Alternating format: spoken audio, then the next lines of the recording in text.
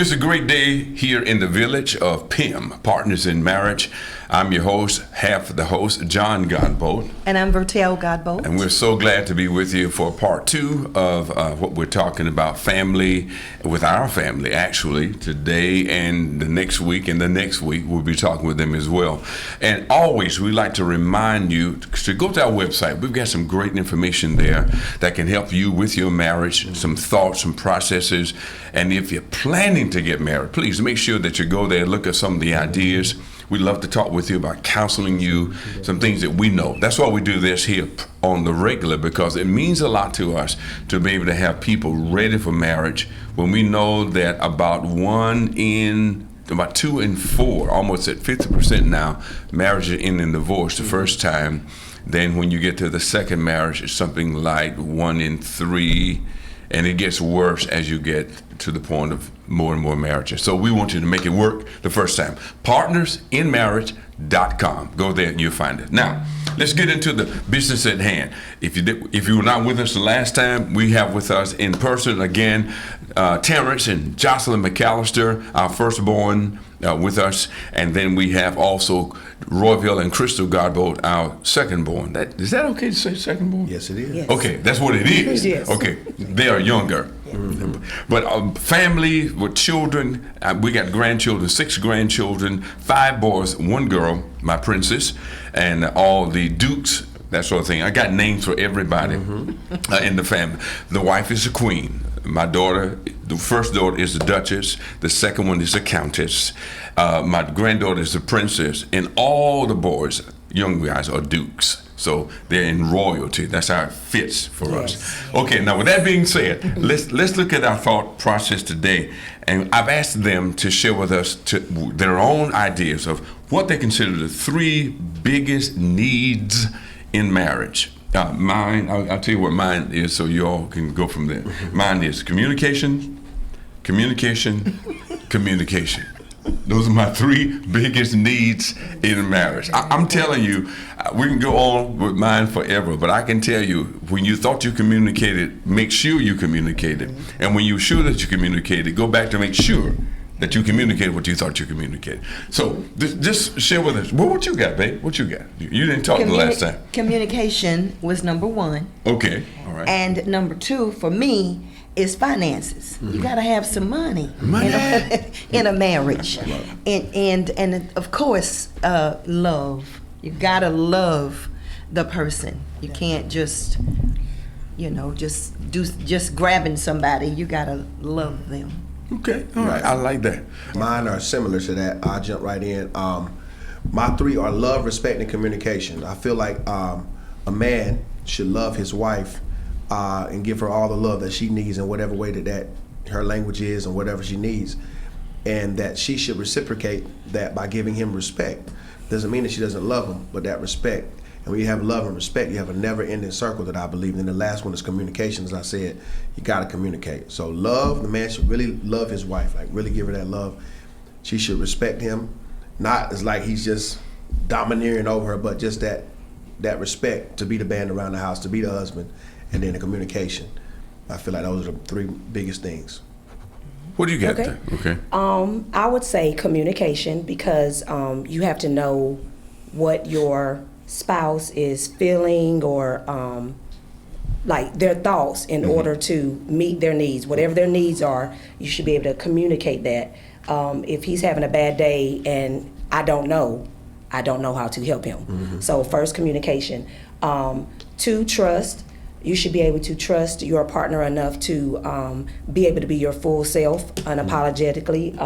Trust that they are going to handle you appropriately and not judge you for being your full self. So trust and intentional effort.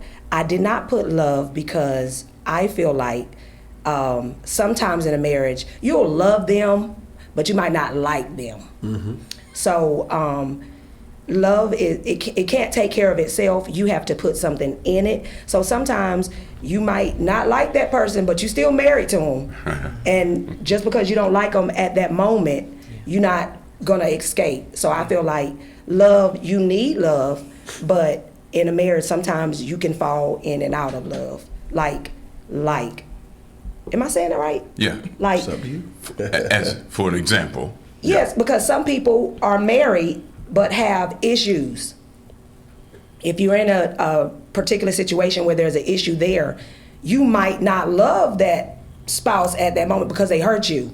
Okay. So, but you still want to stay in that marriage and make it work. So that's what I'm saying is you don't necessarily need it, but if you have communication, you trust that, hey, we're in this situation. I don't like you right now, but I know we gonna get through this. You're gonna make sure you taking care of me.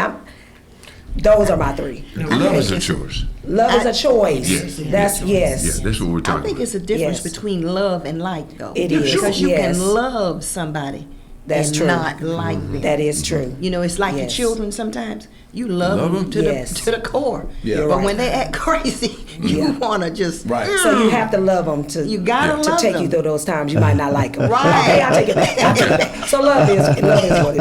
I'll take it back. And we're going to talk more about that. I want them to get their point in because love is not a feeling. Right. That's It, right. it has nothing to do with feeling. We've been so, and I got them all written down. We've gotten so caught up into romantic eros and soul Yes. on eros love that we think that's all it is. When God has, I mean, it's out there, storge. We got philia and we got agape. The real loves that make life work Right. are the ones you can't sell in real estate or on television. Okay, stop, John. Go ahead. Let me hear from you. You want to go last one? What you got? You got three. Okay, so I said my three were, I think everybody said it, communication. Communication is very important. And I always try to remember what you taught me growing up. When you communicate, you are not listening to give a response. You are listening to hear your partner's heart. I'm not listening to you to see, okay, how am I going to respond to what you're saying? That's no, good. I'm listening to hear your heart. So communication. My second one was learning your partner's love language. Terrence does not love. I am a gifts person. If he knows, if he wants to show me that he loves me, bring me a gift. His is acts of service. He knows that. That's why I'm broke. Oh, sorry. He knows that. So I don't need to be touched. You don't have to say nothing. Put a gift right there. I'm good. And he Right. knows that. And I know his is acts of service.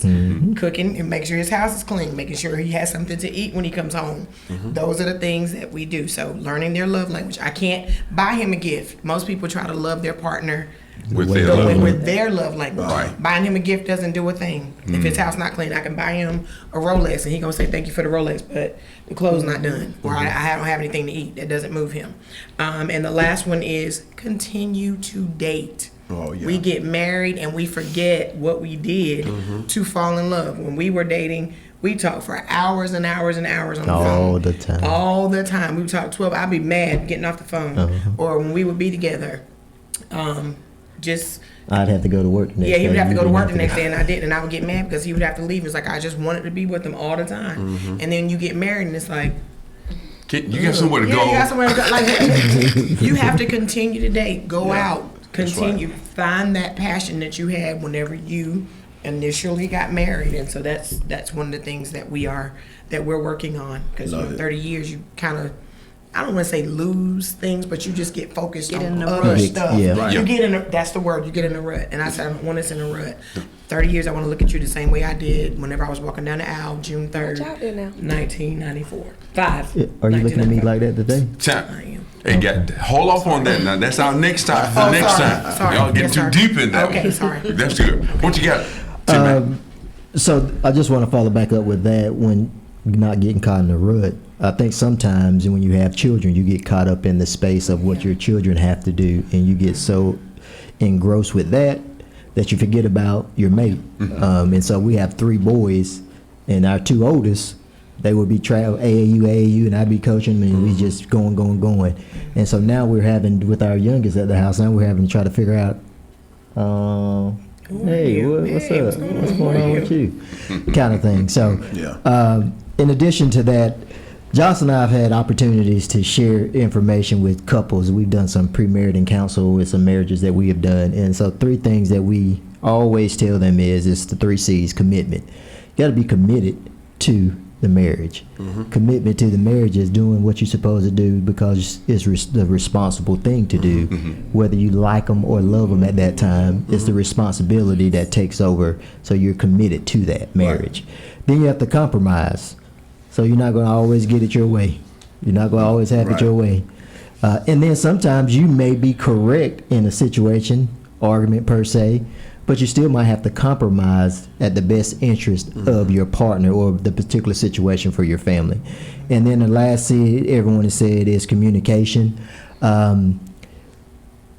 We may communicate appropriately, but sometimes what we're verbally saying does not agree with what our body language is giving out. Right. So if what we're verbally saying is not connecting with the body language, then they're going to get a different message from what you're saying. They're going to get mixed messages. Right. So our verbal communication has to agree and correspond with our body language so that they are intertwined and that their mate is getting the response that's appropriate for what the conversation is going to be. And then the other thing that Jocelyn and I, we try to do, we try to do it with communication. We try. And sometimes we're successful, sometimes we not. Right. With communication. But if it's true, if it's kind, and if it's necessary. It has to be all three. So it can't be true. It can be, before you can say it. So it may be true, but it may not be kind or necessary at that particular point in time, so you may not need to say that. So it always has to be those three. And then when we think of that, it really helps us when we think of it and we actually implement it and try to do it. God, this has been really good. Again, we always go over our time, but it's always good. So I'm going to say to you, get this, get on board, check us out, again, at our website, partnersinmarriage.com. We are enjoying doing this, and hopefully we'll finish it up in a couple of weeks or so. But remember, marriage is not a destination. It is a journey of love.